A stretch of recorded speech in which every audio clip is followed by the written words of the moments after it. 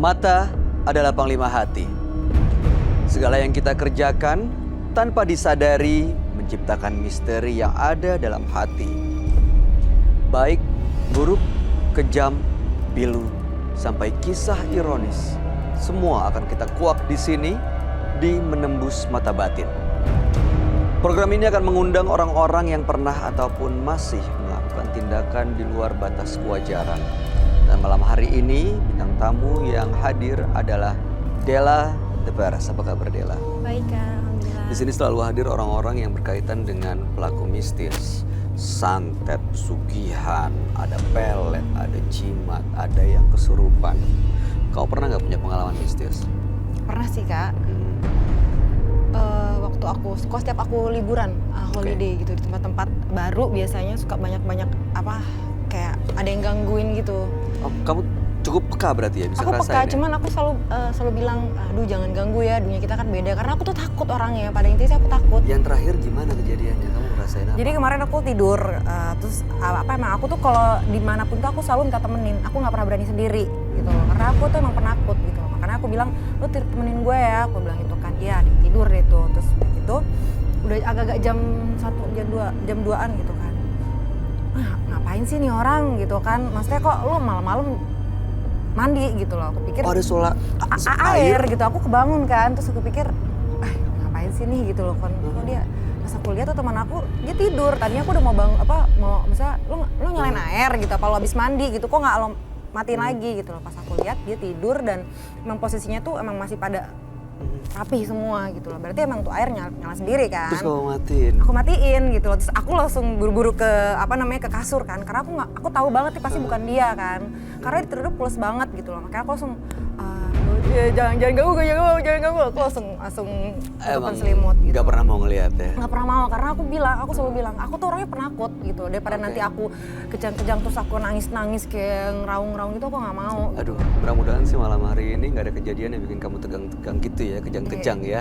Mudah-mudahan baik-baik aja semuanya. Aku udah deg-degan nih, sumpah. Aku tuh penakut banget soalnya. Oke, kita akan undang partisipan yang pertama. Berikut ini adalah seorang pria yang sering melakukan santet. Kami akan panggil dia dengan nama samaran. Kami persilahkan, Okta.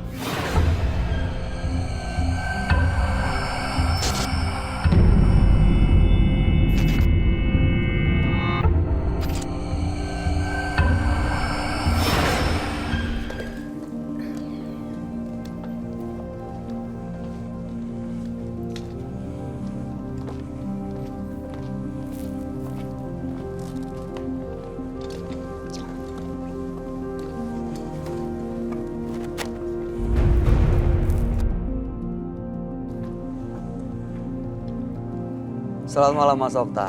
Selamat malam. Boleh kami tahu pekerjaan Anda sehari-hari? Dulu saya seorang pekerja, bisa dikatakan untuk di suatu pegawai negeri. Terus akhirnya ada suatu permasalahan sehingga saya harus keluar dari pekerjaan tersebut dan mengganti profesi saya. Menjadi? Bisa dikatakan seorang paranormal. Cukup jauh ya? Iya. Oke. Dan saat ini profesi itu masih dijalankan?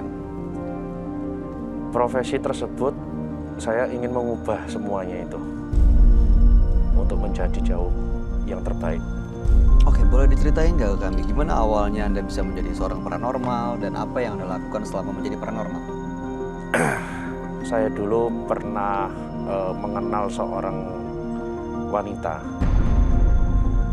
dan pada saat itu wanita tersebut berkenalan dengan saya, dan akhirnya kami berdua menjalin sebuah hubungan sehingga saya harus mengorbankan pekerjaan saya, harus menanggalkan seragam saya semuanya.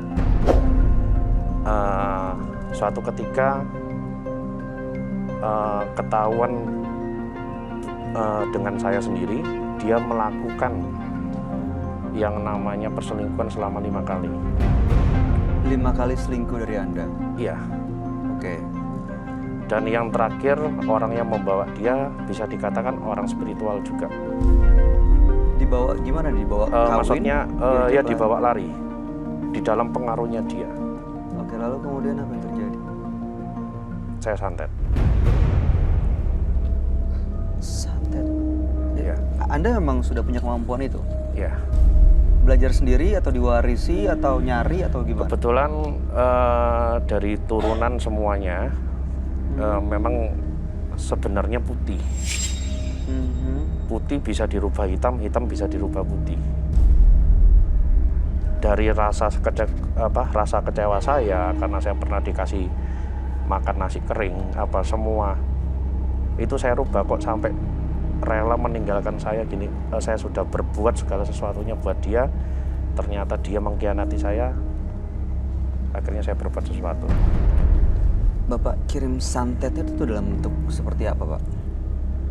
Saya menggunakan ritual saya sendiri.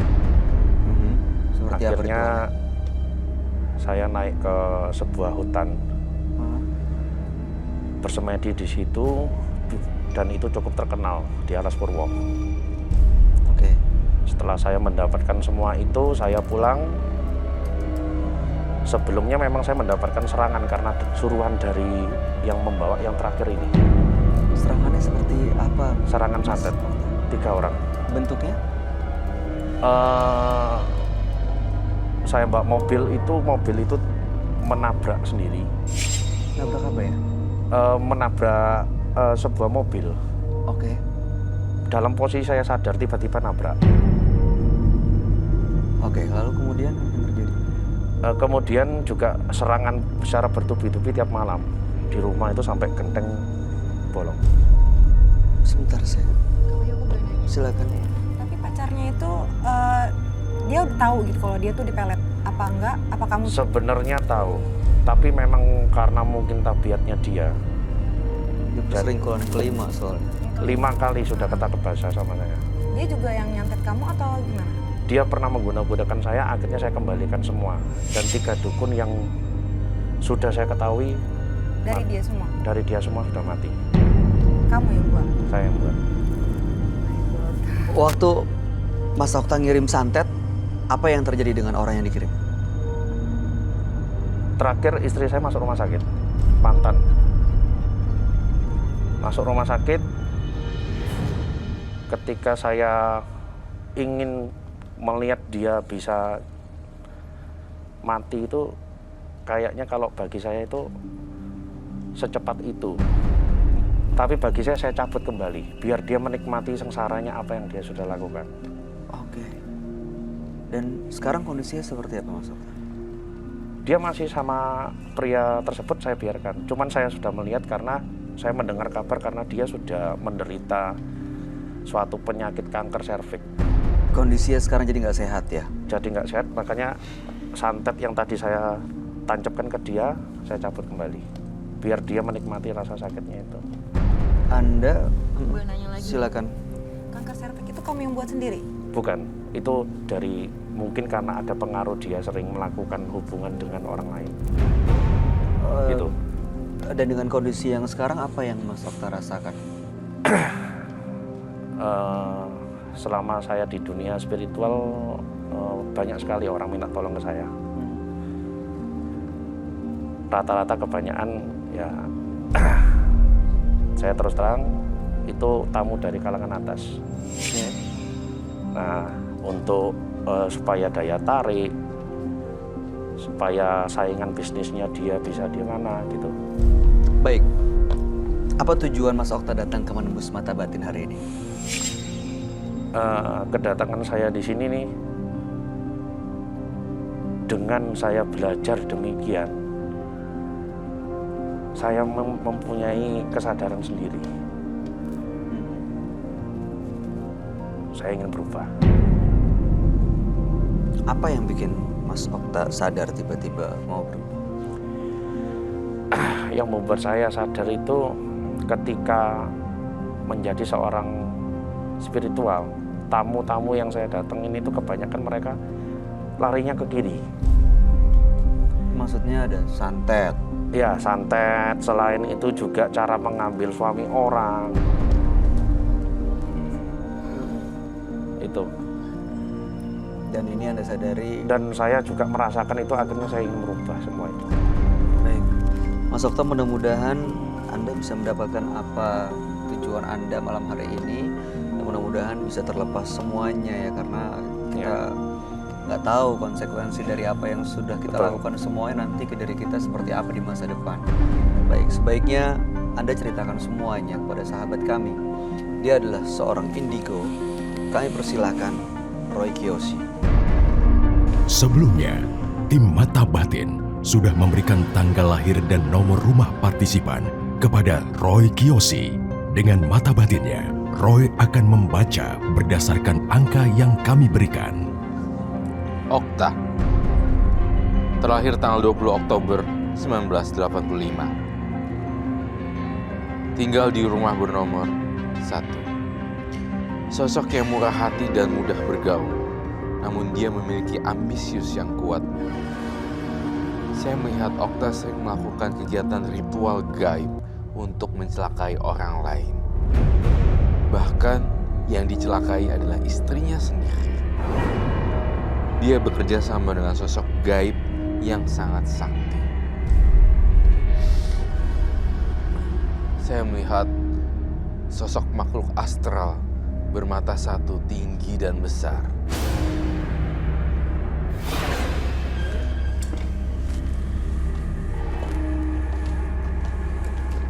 Selamat malam, Roy. Baik. Okta dengan tanggal lahir 20 bulan 10 1985 dan nomor rumah 1. Betul. Mas Okta ini adalah ahli spiritual yang pernah mengirimkan santet dan sekarang memiliki banyak sekali pasien yang justru malah minta jasa untuk hal-hal yang bisa dibilang ke kiri. Betul. Gitu ya. Yang untuk merebut suami orang, santet dan macam-macam. Makanya Mas Okta merasa ingin melepas semuanya dan mendapatkan hidup yang normal. Betul. Iya. Kalau lihat Mas Okta sendiri, saya ngeliat masih belum bisa saya yakin kalau dia ingin berubah sih. Ada bagiannya sendiri. Saya ngerasa dia masih menyimpan benda-benda nih, masih menyimpan dan di sekitar situ aja mainannya gitu. Jadi kayak belum gaib gitu. Belum rela untuk lepas semuanya sebenarnya. Sebenarnya belum rela. Belum sekuat itu tekadnya. Iya, apakah betul Mas Okta? Saya sih lihatnya gitu kalau dari mata kacamata saya. Ada yang menahan kamu gitu loh untuk masih lagi. Sebenarnya udah mau keluar tapi kok masih mau nahan. Apakah ini jasa praktik spiritual yang menghasilkan banyak pundi-pundi keuangan ya? Jadinya kamunya mungkin. Kalau untuk pundi-pundi keuangan tidak. Karena sebagian itu yang pengikut-pengikut saya itu banyak yang masih saya harus Openi gitu maksudnya, kasih makan. bukan dalam arti gini, ya saya tidak boleh ke kanan, saya harus meneruskan ini ke kiri. Sebentar, pengikut seperti apa ya, Roy? Pengikut gaib kah? Iya. Artinya berarti yang dikatakan belum lepas sepenuhnya berarti benar dong ya? Betul. Tuh, itu maksud saya. Dan pengikut-pengikut ini ada di sekitar kita sekarang. Ya dan bahkan mungkin di dalam tubuhnya yang paling dalam sekali di hatinya. Jadi itu yang saya maksud, dia mau lepas tapi masih ada tanggungan yang belum kelar-kelar gitu. Kalau menurut saya ya lepas aja gitu, nggak usah mikirin yang makhluknya kemana dan di mana. Itu sih. Terus saya juga mencium bau darah di tubuh kamu, penuh dengan darah. Aroma darah hewan. Betul. Dari mana? Dari ritual kah? Dari ritual. Seperti apa ritual dengan darah hewan? Biasanya saya menggunakan media burung gagak, kalau enggak ayam hitam. Kalau memang tidak ada itu, diri saya sendiri. Diapain nih diri kamu? Contoh kayak kemarin kaki, itu saya potong. Kaki Saya iris. Dipotong? Iya. dibesat pakai pisau gitu Iya, diiris. biar keluar darah. Iya. Lalu darahnya diapain? Dipersembahkan. Nah itu baru terjadi kemarin nih. Betul. Nah itulah maksud saya, Mbak. You got my point. Iya. Jadi Mau keluar, mau bebasin diri, tapi baru kemarin aja ngiris kaki buat persembahan darah. jadi masih terus kasih Iya. ritual, masih terus ngasih makan. Kalau menurut yang kamu lihat, Roy, kalau misalnya dia mau lepas sebenarnya, apa yang akan terjadi? Justru kalau lepas malah kehidupannya jauh lebih tenang daripada sekarang. Sekarang kan penuh dengan pikiran ini, curiga. Terus saya lihat juga nih, kalau si Okta tuh kalau lagi mikirin orang tuh selalu bawaannya curigaan dulu. Itu yang saya rasain di Okta. Betul kan? Betul. Dan saya ngerasain Okta tuh banyak banget jimatnya, hampir setengahnya. Banyak banget ya pokoknya. Bener ya, Mas? Benar. Punya banyak jimat. Benar. Apa aja jimatnya? Itu yang di kalung?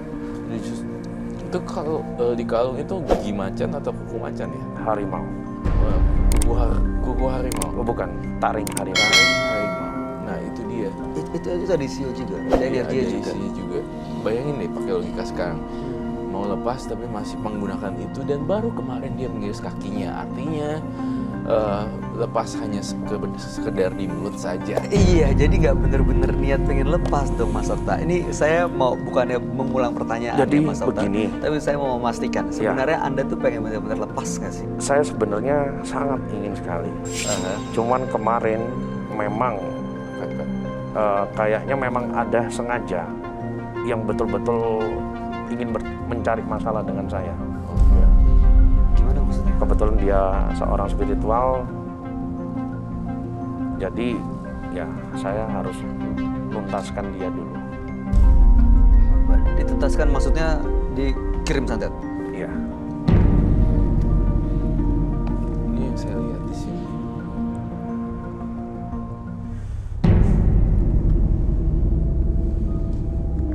Seperti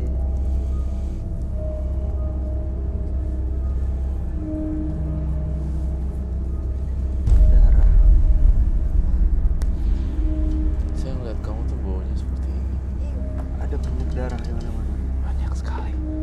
Banyak banget. Ini darah dari korbannya atau ritualnya, Roy? Ritual dan korbannya juga.